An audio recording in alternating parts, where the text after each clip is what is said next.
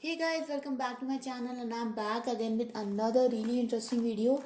As you can see on my screen guys, today we are going to create a hello world or a first our Kotlin project. We are going to explore the main function. But before I start the video guys, I again want to request you to please subscribe to my channel. Hit the bell icon for future notifications of my new videos. Give this video a big thumbs up guys and put down in the comment section below anything you want to say to me. Any feedback is welcome. And now let's get started with the video. So the guys, this video is going to be about exploring the main function, but not just that. We are also going to see how we can create our first Kotlin project. So first of all guys, you have to download the IntelliJ IDEA. Once you have downloaded the IntelliJ IDEA, you can download the community edition also, which is a free version. After that, you go to File, New, and then click on Project. Once you click on project guys, you have to select the project type as Kotlin and just give the name of your project and next, and that will be done. You can also select the build system guys. Here I'm using the by default Gradle Kotlin. You can also select Gradle, Groovy, Maven or any other build system if you want. Now click on next and your project will be created.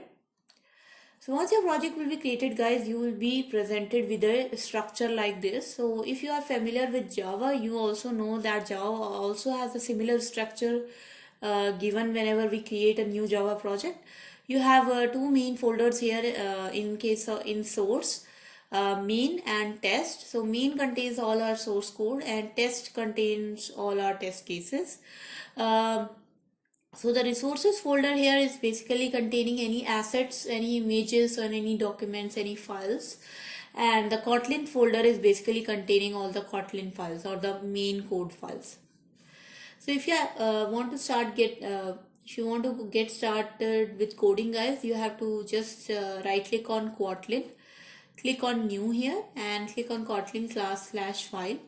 So we will study classes later guys. So first of all, we only will be working in Kotlin files here. So just write the name of the file. So for example, the name of my file is hello Kotlin. And now you can see that a file with the extension kt. So hello kotlin.kt is created. So now your file is created guys. So the next step is to start adding code and running the file. How you can start adding the code? The first function which you should write here is the main function. So what is the main function guys? Main function is the entry point of our code or entry point for any execution. So when you will run this file guys, the interpreter will simply search for the main function and it will execute that first, and after that all the code inside this main function which will get executed. So to declare the main function, you have to write fun, which is the keyword for declaring functions, main, and then inside the brackets, guys, you can specify the arguments like args, array, string. You can specify the string arguments here. Or if you are not using any arguments, you can simply skip it. So in case of Kotlin 1.3, I would say the latest version of Kotlin, you do not have to specify the args if you are not using it. So you can simply write here, simply write inside the function println hello world. So what does this println means guys? That once this main function will get executed, it will go inside these curly braces, it will take the code written and it will just execute it. Now another thing to note here guys, that there is no return statement here. Because there is no return statement, it basically means that main function doesn't return anything, and that's the rule guys. Main function never returns anything. But unlike Java, so in Java we used to specify void. So void meant that the function doesn't return anything. But in case of Kotlin guys, you do not have to specify void to actually make sure that this function doesn't return any value. You can just keep this as empty, and if you are not giving any return data type, Basically, it means that our function is returning Kotlin dot unit data type, and Kotlin dot unit data type basically means void, which basically means no value.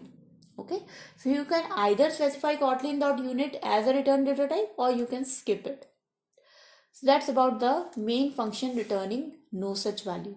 Now how we can run this function? You can run this function pretty quickly just with clicking this small green button. Click on run hello Kotlin, and you can see that it starts building my project, and there you go. Hello world is now printed on my terminal. So the next thing which we are going to see here today is to pass arguments to main. So I told you guys that if you are using any arguments, you can basically specify array string. And now if you want to actually pass these arguments, you have to go into this hello Kotlin, here, click on edit configuration. And in this edit configuration, guys,